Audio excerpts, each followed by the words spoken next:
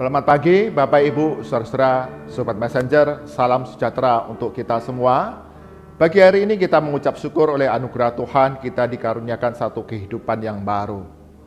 Semangat yang baru, anugerah yang baru yang menjadi pertolongan kita melakukan banyak perkara di sepanjang hari ini.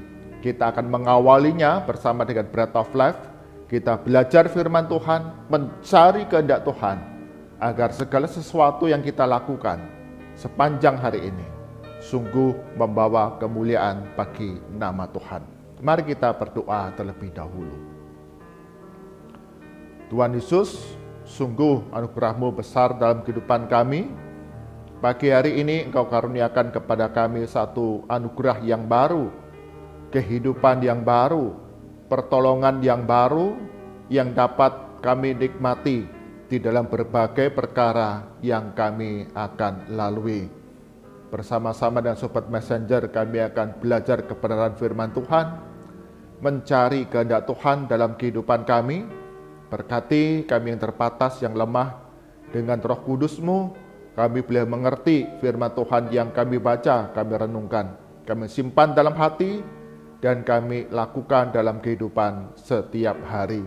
Di dalam nama Tuhan Yesus kami berdoa. Amin. Bagian firman Tuhan yang menjadi perenungan kita pada pagi hari ini, Bapak Ibu Saudara Sobat Messenger, diambil dari Injil Matius. Injil Matius pasal ke-20 ayat yang pertama hingga ke-16. Injil Matius pasal ke-20 ayat yang pertama hingga ke-16. LAI berikan judul di sana, perumpamaan tentang orang-orang upahan di kebun anggur. Demikian firman Tuhan. Adapun hal kerajaan surga sama seperti seorang tuan rumah yang pagi-pagi benar keluar mencari pekerja-pekerja untuk kebun anggurnya. Setelah ia sepakat dengan pekerja-pekerja itu mengenai upah sedinar sehari, ia menyuruh mereka ke kebun anggurnya. Kira-kira pukul 9 pagi, ia keluar pula. Dan dilihatnya ada lagi orang-orang lain menganggur di pasar. Katanya kepada mereka, pergi jugalah kamu ke kebun anggurku, dan apa yang pantas akan kuberikan kepadamu. Dan mereka pun pergi. Kira-kira pukul 12 dan pukul 3 petang ia keluar pula dan melakukan sama seperti tadi. Kira-kira pukul 5 petang ia keluar lagi dan mendapati orang-orang lain pula, lalu katanya kepada mereka, mengapa kamu menganggur saja di sini sepanjang hari? Kata mereka kepadanya, karena tidak ada orang mengupah kami. Katanya kepada mereka, pergi jugalah kamu ke kebun anggurku. Ketika hari malam, tuan itu berkata kepada mandurnya, panggillah pekerja-pekerja itu dan bayarkan upah mereka, mulai dengan mereka yang masuk terakhir hingga mereka yang masuk terdahulu. Maka datanglah mereka yang mulai bekerja kira-kira pukul 5, dan mereka menerima masing-masing 1 dinar. Kemudian datanglah mereka yang masuk terdahulu, sangkanya akan mendapat lebih banyak, tetapi mereka pun menerima masing-masing 1 dinar juga. Ketika mereka menerimanya, mereka bersungut-sungut kepada tuan itu, katanya, mereka yang masuk terakhir ini hanya bekerja 1 jam, dan engkau menyamakan mereka dengan kami yang sehari suntuk bekerja berat dan menanggung panas terik matahari. Tetapi tuan itu menjawab seorang dari mereka, saudara, aku tidak berlaku tidak adil terhadap engkau. Bukankah kita telah sepakat sedinar sehari? Ambillah bagianmu dan pergilah. Aku mau memberikan kepada orang yang masuk terakhir ini sama seperti kepadamu. Tidakkah aku bebas mempergunakan milikku menurut kehendak hatiku? Atau iri hatikah engkau karena aku murah hati? Demikianlah orang yang terakhir akan menjadi yang terdahulu, dan yang terdahulu akan menjadi yang terakhir. Amin. Demikian firman Tuhan. Yang berbahagia adalah setiap kita yang membaca, merenungkan firman Tuhan siang dan malam, serta mengerjakannya di dalam kehidupan kita setiap hari. Tema perenungan pagi hari ini adalah ojo dibandingke. ojo dibandingke. Thomas J. DeLong, seorang profesor di Harvard Business School, dia sangat risau ketika melihat bagaimana para mahasiswa yang dibimbingnya dan juga para rekan-rekan kerja yang ada di sekitarnya punya obsesi membanding-bandingkan diri mereka dengan orang lain. Para mahasiswa yang menjadi bimbingan dari Thomas DeLong, mereka membandingkan diri mereka dengan rekan yang lain. Melihat bahwa ada teman yang lebih pandai, ada teman yang lebih hebat, ada teman yang nilainya lebih bagus. Sehingga mereka menjadi tertekan dan berusaha sedemikian rupa untuk mencapai keberhasilan seperti sahabat atau mahasiswa yang lain. Thomas DeLong berkata demikian, para mahasiswa dan juga rekan-rekan kerjaku, mereka terobsesi untuk membandingkan diri mereka dengan orang lain. Bahkan para dokter, para pengacara, kaum profesional, mereka juga berlomba-lomba, berobsesi membandingkan diri mereka dengan orang lain, membandingkan keberhasilan mereka dengan kesuksesan orang lain. Mereka kemudian melakukan banyak hal supaya mereka punya seperti yang dimiliki orang lain, punya prestasi seperti orang lain.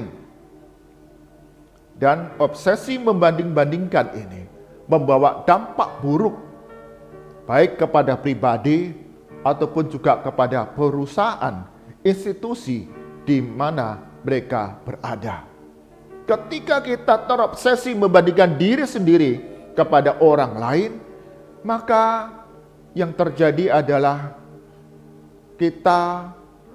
keberhasilan kita, kesuksesan kita didasarkan kriteria orang lain, bukan kepada apa yang menjadi kepuasan dan komitmen kita. Kita mengabaikan akan kepuasan dan komitmen kita. Bapak, Ibu, saudara-saudara, Sobat Messenger, hari-hari ini kita sering mendengarkan satu kata yang lagi viral, ojo dibandingke. Ya, inilah tujuan Thomas DeLong ketika dia merisaukan adanya sikap membanding-bandingkan diri sendiri dengan orang lain. Dan ini bukanlah hal yang baru. Sudah sejak lama obsesi membanding-bandingkan diri dengan orang lain itu terjadi. Firman Tuhan yang kita baca sudah mengingatkan kepada kita tentang bahaya membandingkan diri sendiri dengan orang lain. Ketika kita melakukannya, maka kita akan jadi orang yang sombong, memandang rendah orang lain. Nilaimu cuma sekian, kekayaanmu cuma sekian. Lihat, aku punya keberhasilan, aku punya nilai yang lebih baik, aku punya kekayaan yang lebih banyak, aku punya pengaruh yang lebih besar daripada kamu. Atau sebaliknya, kita menjadi iri kepada mereka yang punya kesuksesan yang lebih besar. Kita ingin jadi seperti mereka, dan apa yang mereka miliki ingin kita miliki. Kalau orang yang sukses itu punya HP iPhone, punya mobil yang mewah, maka kemudian kita berjuang untuk mendapatkannya. Padahal itu bukan kriteria keberhasilan yang ada di dalam pandangan Tuhan. Ketika kita membandingkan diri kita dengan orang lain, maka kita gagal berfokus kepada apa yang Allah berikan kepada kita untuk kita kelola. Kita gagal untuk melakukan apa jadi rancangan Tuhan dalam kehidupan kita, berkat-berkat yang sudah diberikannya kepada kita. Karena kita tidak puas, Bagian firman Tuhan yang kita baca, Tuhan Yesus berikan perumpamaan tentang orang-orang upahan di kebun anggur. Mereka, para pekerja ini membandingkan diri mereka dengan pekerja yang lain. Ketika pemilik kebun anggur ini berencana untuk memanen kebun anggurnya sepanjang hari itu, karena sungguh untuk memanen anggur itu perlu waktu yang tepat. Tidak boleh lebih cepat, tidak boleh lebih lambat, supaya kadar gulanya itu tepat dan menghasilkan rasa yang manis, yang terbaik.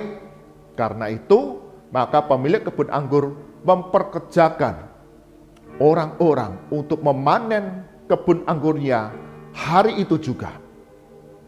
Maka pagi-pagi benar, dia keluar dan dia menjumpai pekerja-pekerja yang ada, dan mereka sepakat memberikan upah 1 dinar sehari. 1 dinar adalah biaya hidup sepanjang hari bagi sebuah keluarga. Jadi cukuplah sedinar itu dapat membiayai hidup 1 keluarga. Maka ketika jam 6 pagi dia menjumpai pekerja, mereka sepakat diberikan upah 1 dinar 1 hari. Tetapi ketika melihat bahwa kebun anggurnya tidak akan selesai dipanen hari itu, maka jam 9 dia keluar, jam 12 dia keluar, jam 3 petang pun dia masih keluar, dan dia mendapati masih ada pekerja-pekerja yang masih menganggur, belum bekerja, belum mendapatkan upah penghasilan bagi kecukupan keluarganya. Maka mereka mengatakan, pemilik kebun anggur itu kepada para orang yang menganggur ini, "Pergilah ke kebun anggurku, aku akan berikan apa yang pantas kepadamu." Apa yang pantas di sini adalah supaya mereka mendapatkan anugerah kecukupan di dalam kebutuhan sepanjang hari. Dan ketika pukul 5 petang, pemilik kebun anggur ini sedang berjalan, dia masih menjumpai ada orang-orang yang hari itu, sepanjang hari itu, dia masih menganggur. Bahkan dia bertanya, "Mengapa kamu masih menganggur di sini?" Para pekerja yang tidak bekerja itu kemudian berkata, "Tidak ada orang yang mengupah kami. Tidak ada orang yang memperkerjakan kami." Dan tentu saja itu berarti mereka tidak dicukupi akan kebutuhan hari itu. Oleh kemurahan hati pemilik kebun anggur, maka mereka diperkerjakan di kebun anggurnya. Ketika malam tiba, pekerja sudah selesai, pemilik kebun anggur ini kemudian memerintahkan mandornya untuk memberikan upah kepada para pekerjanya, mulai dari mereka yang datang pukul 5 petang. Dan sangat terkejut ketika mereka yang datang pukul 5 petang ini mendapatkan upah 1 dinar. Wow, kerja 1 jam mendapatkan upah 1 dinar. Bagi mereka yang bekerja pukul 3 petang, pukul 12, pukul 9, pukul 6, mereka berpikir, tentu aku mendapatkan upah yang lebih besar. Dan ketika mereka mendapatkan yang sama, upah 1 dinar, mereka bersungut-sungut. Mereka membandingkan diri mereka kepada mereka yang mendapatkan upah 1 dinar hanya bekerja 1 jam. Loh, aku loh Tuhan, sudah bekerja keras sepanjang hari, harus melawan panasnya terik matahari. Kok upahnya sama dengan mereka? 1 dinar saja. Sang pemilik kebun menjawab, "Bukankah kita sudah sepakat bahwa kita akan berikan upah sedinar sehari? 1 dinar adalah kecukupan kebutuhan sepanjang hari."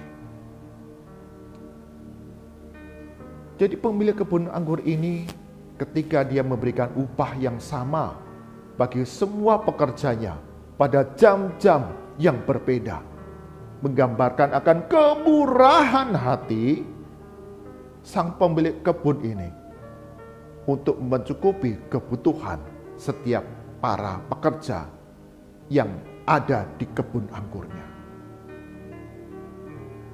Inilah bahaya sikap dari membanding-bandingkan diri dengan orang yang lain. Kita menganggap Allah itu tidak adil. Allah kok lebih murah hati kepada orang lain. Seharusnya Allah lebih bermurah hati kepada saya. Mereka melupakan akan anugerah Tuhan untuk mencukupi kebutuhan sepanjang hari di mana Tuhan itu berkarya. Allah memberikan kebaikan kepada anak-anaknya dengan caranya sendiri. Kita tidak lagi boleh membandingkan diri kita kepada orang lain. Bapak, Ibu, Saudara, Sobat Messenger, ketika kita mengingat anugerah Tuhan yang besar, ketika kita menghitung berkat Tuhan yang kita terima sepanjang hari, ketika kita belajar mengucap syukur untuk segala hal yang Tuhan karuniakan kepada kita, maka kita belajar untuk tidak membandingkan diri dengan orang lain. Kita tidak menjadi marah ketika kita menganggap Tuhan itu tidak adil atas apa yang kita peroleh. Ojo dibandingke. Jangan bandingkan diri kita dengan orang lain. Tetapi berfokuslah kepada kebaikan demi kebaikan yang Tuhan kerjakan bagi diri kita dan juga kepada banyak orang, mereka yang membutuhkan pertolongan Tuhan. Bapak, Ibu, saudara, Sobat Messenger, setiap kita memiliki pergumulannya masing-masing. Tidaklah mudah kita menjalani kehidupan yang ada dalam dunia ini. Tuhan punya caranya sendiri menyatakan kebaikannya kepada setiap anak-anaknya. Ojo dibandingke, tetapi mengucap syukurlah senantiasa atas anugerah Tuhan dalam kehidupan kita. Amin. Mari kita berdoa. Tuhan Yesus, ampuni acap kali kami membandingkan diri kami dengan orang lain. Kami menganggap Allah tidak adil, lebih murah hati kepada orang lain daripada diri kami sendiri. Kami menjadi kecewa, atau bahkan kami memandang rendah orang lain. Kami menjadi sombong atas keberadaan orang lain yang keadaannya tidak lebih baik daripada kami. Ampuni kami ya Tuhan. Ajar kami untuk berfokus kepada apa yang Tuhan berikan kepada kami untuk kami kelola, yang mencukupkan akan segala kebutuhan kami sepanjang hari, sehingga kami hidup dengan penuh ucapan syukur. Kami tidak membanding-bandingkan diri kami dengan orang lain, karena Tuhan punya caranya sendiri di dalam menyatakan kebaikan demi kebaikan kepada anak-anaknya. Berkati untuk sepanjang hari ini, segala aktivitas yang akan kami kerjakan, kami lakukan,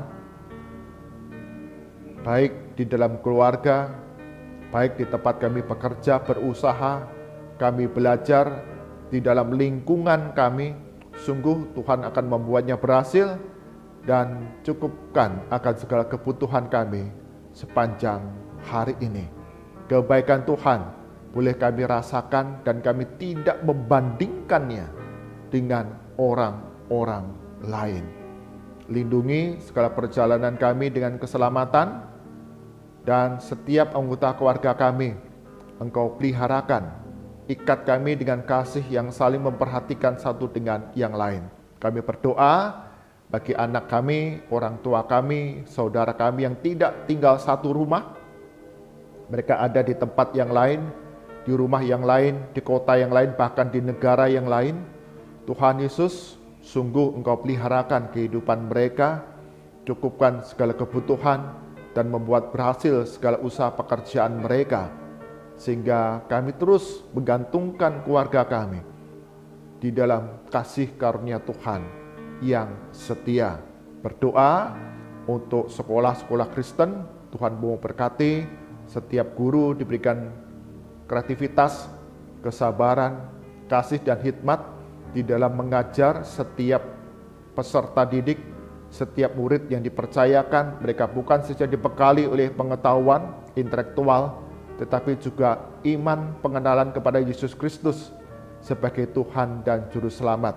Sehingga anak-anak ini boleh bertumbuh menjadi anak-anak yang cinta Tuhan, cinta gereja, cinta keluarga, cinta bangsa dan negara, dan memiliki karakter serupa Kristus di dalam kehidupan yang dijalani hari demi hari. Cukupkan kebutuhan operasional dari sekolah-sekolah Kristen ini melalui anak-anak Tuhan yang boleh mendukung. Berkati untuk proses belajar mengajar, kurikulum yang diterapkan, sarana prasarana yang digunakan, itu semua boleh mendukung terbentuknya generasi anak-anak Tuhan yang sungguh menjadi berkat bagi kemuliaan nama Tuhan dimanapun mereka akan ditempatkan di seluruh dunia ini.